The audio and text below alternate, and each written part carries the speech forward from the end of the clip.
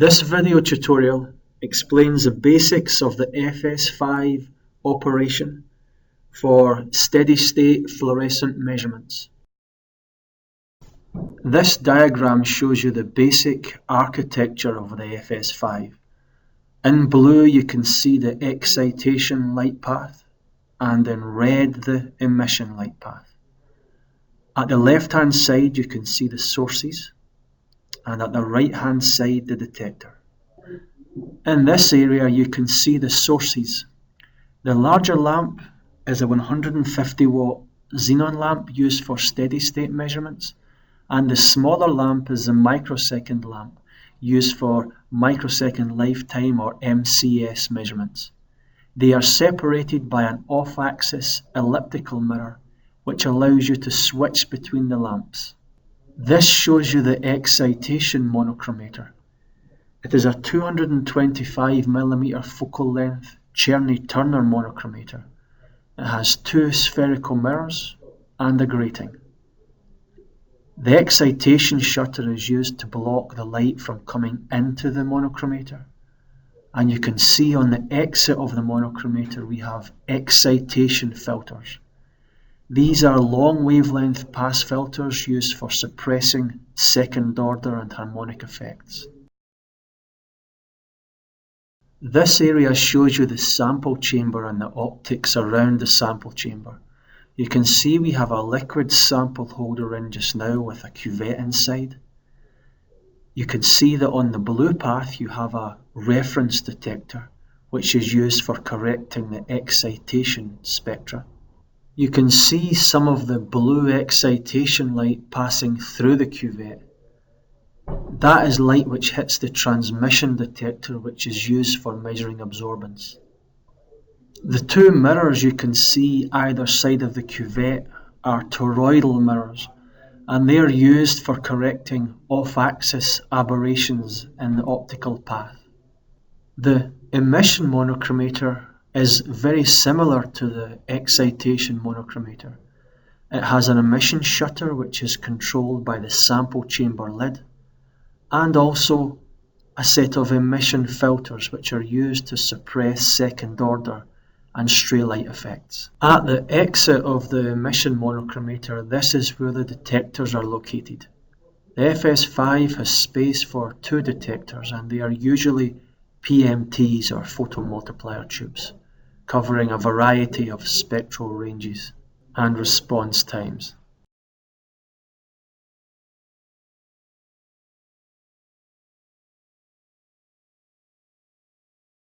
This shows you the actual sample chamber or sample cassette in an FS5. You can see the light passing along the excitation path through the cuvette to the transmission detector.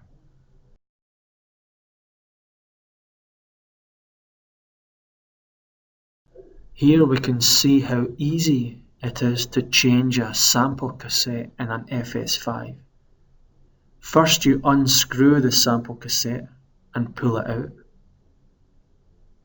Fluorical software will automatically recognize when you remove the sample cassette and also when you put a new one in.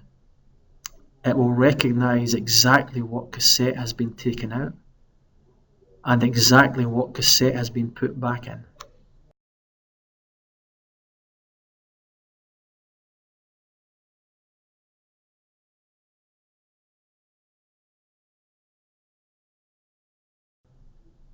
When Fluorical is launched, the signal rate window appears in the middle of the screen.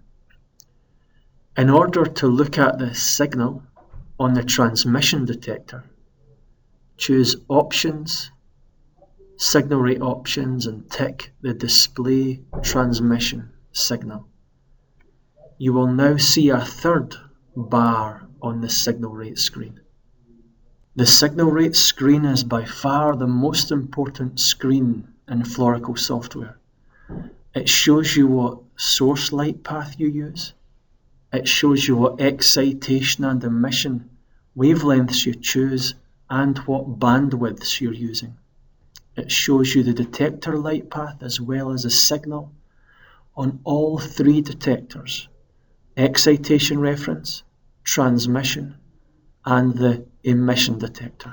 The center wavelengths for excitation and emission can be moved up and down using cursor keys. By doing a right click on the mouse, you can also change how much the step sizes are, as well as entering a value manually. The signal rate screen gives you the current status of the instrument. It shows you what excitation and emission wavelengths and bandwidths you're using. But most importantly, it shows you what signals you have on the detector at any one time. So before you make any measurement, the signal rate window should always be consulted. The signal rate window should also be used to protect against detector saturation. When the counts go red, then we lift the sample chamber lid to bring down the emission shutter and protect the emission detector. The signal rate window is used to set up each measurement and to make sure that all three detectors have a good size signal. We can adjust the bandwidths to make the signals larger or smaller.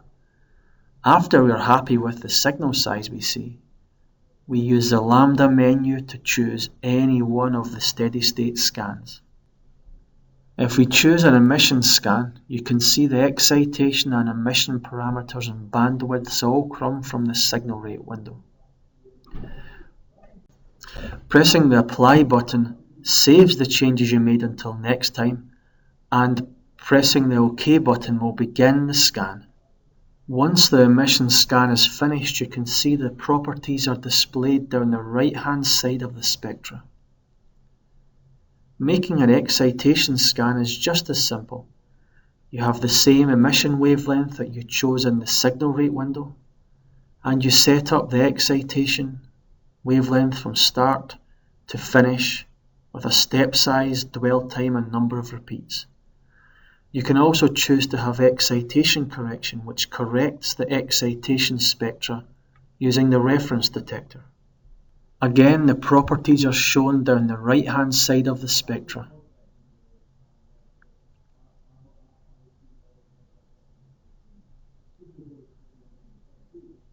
Once the scans are finished, we can tell them to look at them like this. And if you do right-click, select Properties, it tells you all the details of how the scan was made and when it was made and whether it was corrected.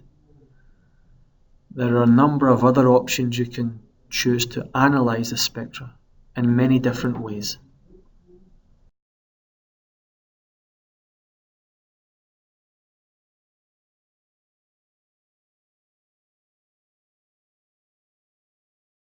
We can also combine the spectra with one button and then normalize the spectra to a certain value. This is useful for publications. Floricle software also has many analysis, presentation, and manipulation features.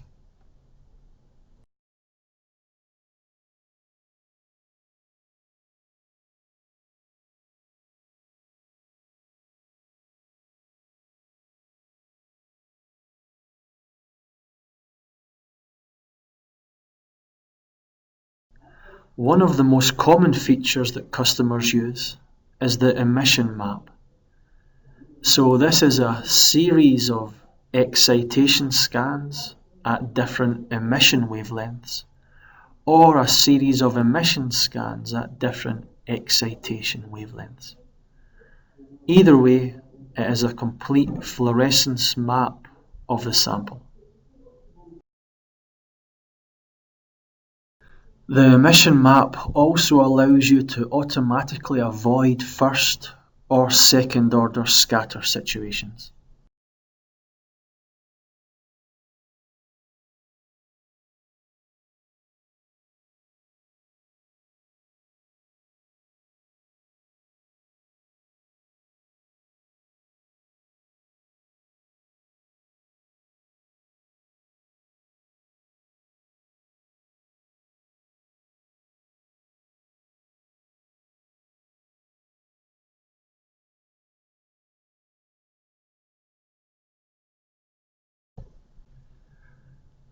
The emission map shows you the complete steady-state fluorescence for that sample. We can look at the properties of each scan individually.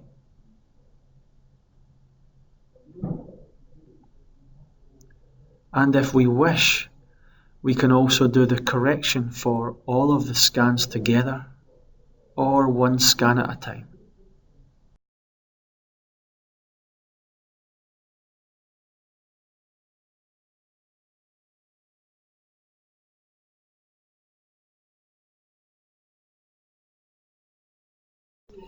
We can see that in this situation, first order scatter has been avoided by changing the start wavelength of the emission scan.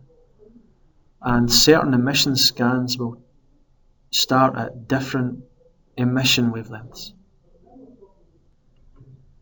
The emission map can also be rendered in a number of different formats. Here you can see the 3D representation. In the 3D representation, looking along one axis shows you the excitation spectra.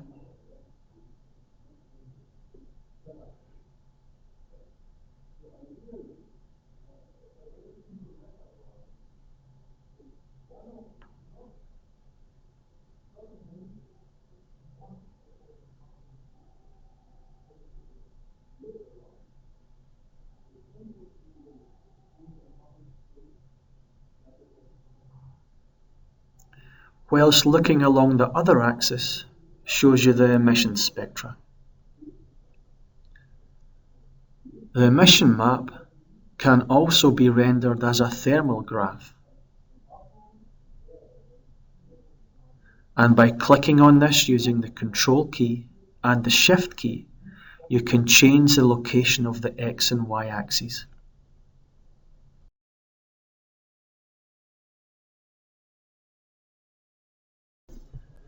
There are also some other analysis options. You can use chromaticity analysis, as shown here, where the spectra is represented on CIE X and Y and U and V axes.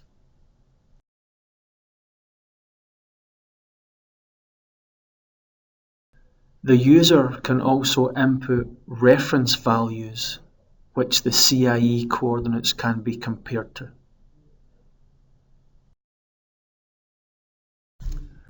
When we put a new sample into the FS5, we consult the signal rate window. We can choose the excitation and emission wavelengths and bandwidths.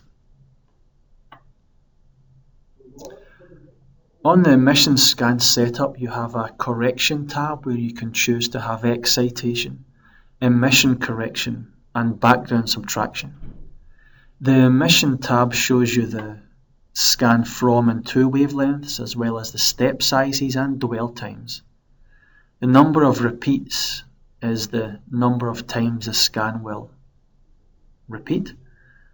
And also the dwell times are cumulative. So if you do 2 scans at 0.1 seconds, the total dwell time will be 0.2 seconds.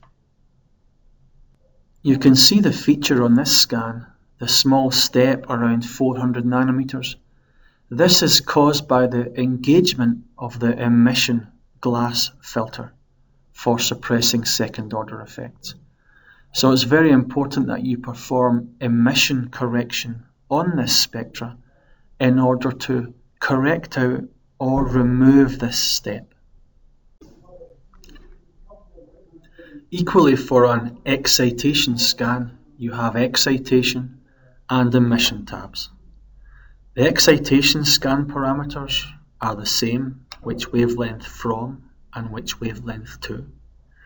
They also show you the step sizes and dwell times. The program allows you to easily normalize different scans together and also perform data manipulation.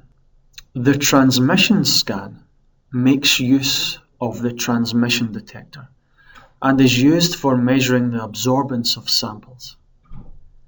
In order to make this measurement, we measure two things: one sample in solvent and a second scan just measuring the solvent.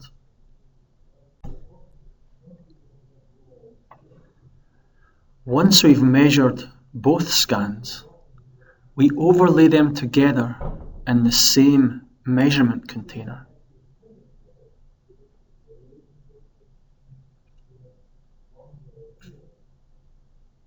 We can name the scans appropriately.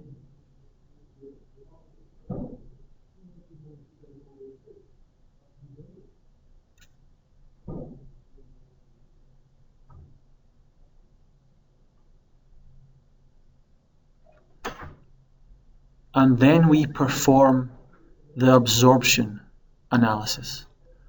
We tell the software which scan is the solvent, and it gives you a graph of absorbance against the wavelength. Multiple measurements allow you to do a number of repetitive scans. So, for example, to measure the same emission scan 10 times with 6 seconds between each emission scan.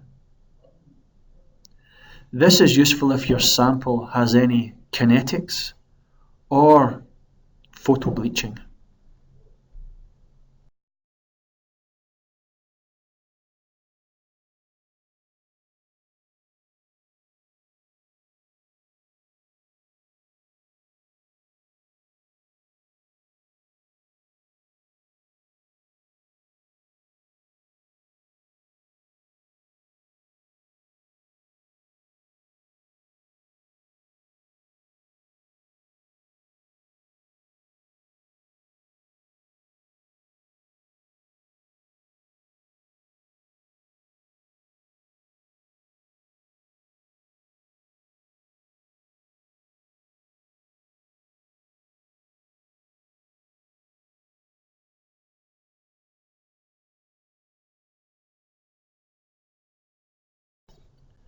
The last type of steady-state scan that can be used is the kinetic scan. This is a very simple measurement where the counts on the PMT are measured for a certain length of time, for example for 100 seconds at half-second intervals. The interesting thing is that you can also control the excitation shutter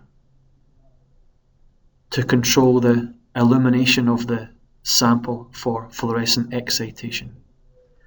This type of measurement is very useful if you have samples which have very long phosphorescent lifetimes.